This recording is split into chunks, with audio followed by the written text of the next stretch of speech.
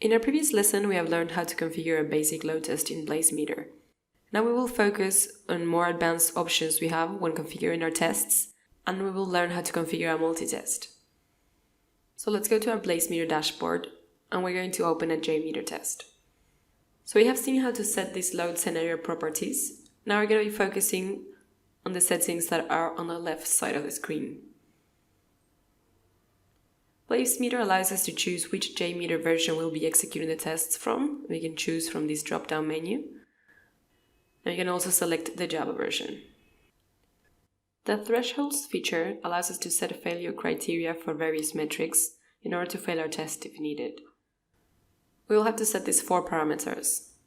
Here we'll specify if we want to use the threshold rule on a particular label from the script. It will set to all labels by default.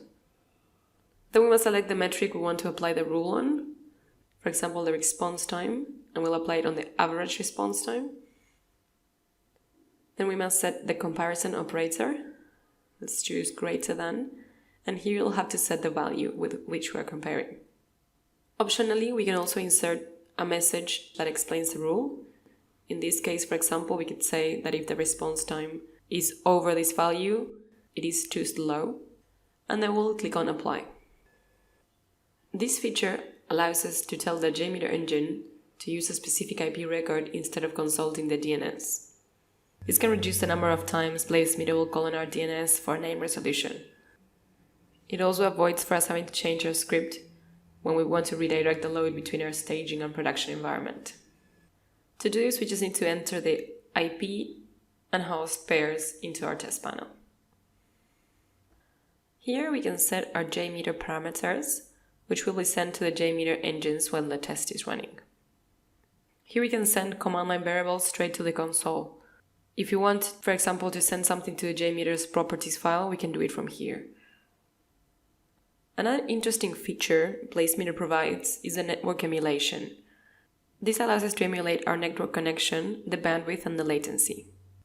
We can choose from any of these options, for example, a 3G poor connection, and we can see how the bandwidth and latency values are changing. Down here, we can do all our third-party integrations. By integrating our APM tools, we'll be able to have information on the server-side monitoring on our Blazemeter reports. Let's have a look at the New Relic integration, for example. We'll have to enter our API key and then select the metrics that we want to import. This will allow us to see the KPIs on our reports here in Blazemeter. Down here we can select if we want an email to be sent to our account when the test finishes running. We can also select the split CSV option. If we are running a test with more than one engine and we only have one CSV file, we can check this option so the data will be sent randomly to the engines. With this we can make sure that we won't have 2 engines using the same data. With this we have covered all the configurations that we can do for our JMeter test in Blazemeter. We will now see another of the tests Blazemeter offers, which is the multi-test. The multi-tests synchronize the results from several test sessions into a single report. The configuration for the multi-test includes individual test configurations, which will be run simultaneously. We can create a new test or select from tests which we have already created. For example, the Academy test we created on our last session. We can also open all our tests on our left panel and drag one of them and drop them here. Right now I have added 2 tests that have exactly the same configuration. We can change these settings to create a new test. We use multi-test for distributed load testing. So we could, for example, run 100 users from US Central Google and then set up other tests to run 150 users from Sydney in Australia. We'll set a name to our test. Let's save it. And when we click here to launch it, it will show us the same summary that it did before.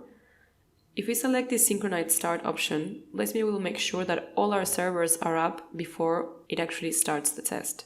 We can use this if we know that the servers in some of the locations will be slower than the others. If everything is okay, we can start our tests the same way that we did before. So now we have learned how to configure our tests in Blazemeter. In our next session, we will run a test and have a look at the reports that Blazemeter generates.